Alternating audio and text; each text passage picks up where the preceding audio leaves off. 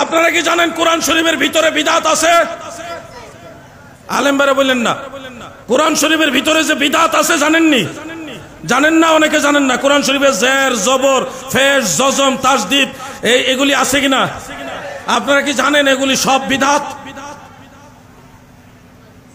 টেনশনে পড়ে গেছেন নাকি?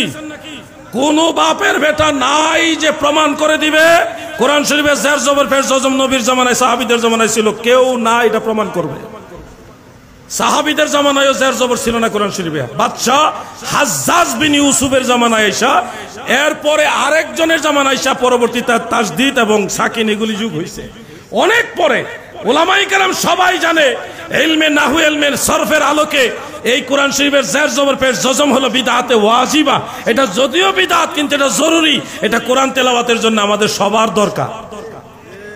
এখন আপনারা যে বলেন বিদআত মানে খারাপ, বিদআত মানে বাদ দিয়ে দাও, কোরআন শরীফের জের জবর কি করবেন?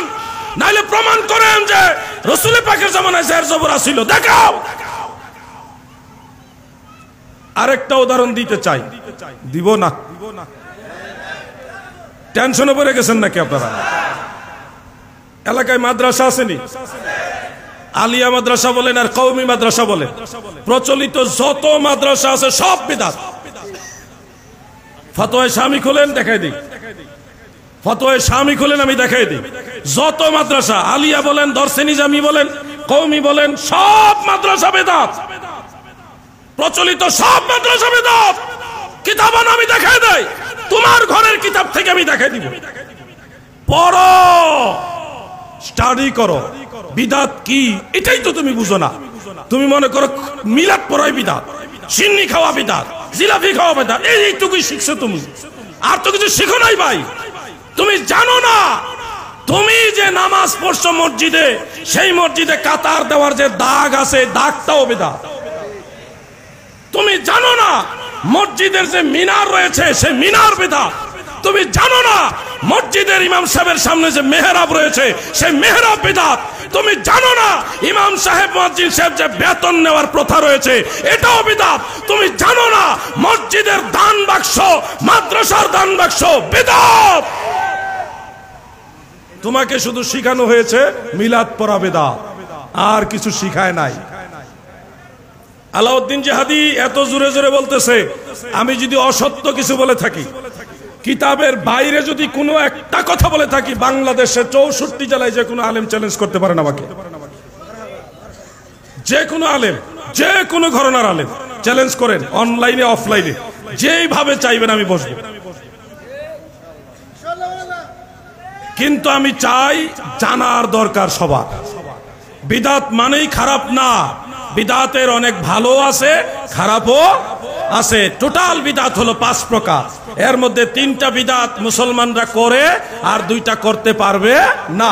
এর মধ্যে 2টা আমি অলরেডি বলে দিয়েছি। একটা হলো কোরআন শরীফের জের, জবর, পেশ, জজম, তাসদীদ, এগুলি হলো বিদআতে ওয়াজিবা, জরুরি বিদআত, আমল করতে হবে, এগুলি মানতে হবে। আর দ্বিতীয় যে মাদ্রাসা, এটা যদিও বিদআত কিন্তু এটা নাজায়েজ না, এটা মুস্তাহাব পর্যায়ের বিদআত, এটা সওয়াবের কাজ বিদআত। রাসূল পাকের জামানায় এই সিস্টেমের মাদ্রাসা ছিল না, অনেক পরে মাদ্রাসা আবিষ্কার হয়েছে, অনেক পরে এই সিস্টেমটা। এটাকে বিদআতে মানদুবা ওই স্তরের মধ্যে আনা হয়েছে। 3 নম্বরে আপনারা বছরে 2-1 বার প্রত্যেকের ঘরেই মেহমানদারি, মুসাফির যারা আছেন তাদেরকে খাবার পরিবেশন করে থাকেন, করেন কিনা? করেন না নাকি আপনারা?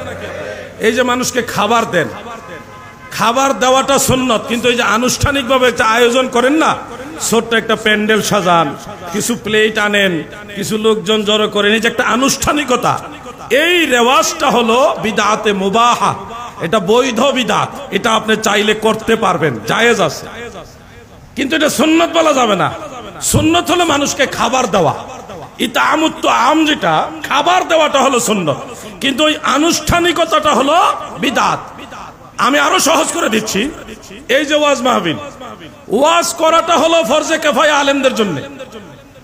ওয়াজ করাটা আলেমদের জন্য ফরজে কিফায়া, সবার জন্য না। শুধু আলেমদের জন্য ফরজে কিফায়া, সবার জন্য না। কিন্তু এই যে আনুষ্ঠানিক আয়োজন, stage, chair table poster lighting miking আরো যে সিস্টেম, এই সিস্টেমটা হলো বিদআত, কিন্তু নাজায়েজ না, এটা বিদআতে মানদুবা, এটা জায়েজ বিদআত। কোন হাদিস থেকে কোরআনের কোন আয়াত থেকে এই সিস্টেমে ওয়াজ মাহফিলের দলিল আপনি দেখাইতে পারবেন না, কিন্তু ওয়াজের দলিল আছে, মূল জিনিসটার দলিল আছে, যেটা করা হচ্ছে বয়ান এই জিনিসটার দলিল আছে, কিন্তু প্রচলিত এই সিস্টেমের দলিল না। এই কাইফিয়াত সিস্টেম, এই ধরন রীতি, এটাকে বলা হয় বিদআতে মানদুবা।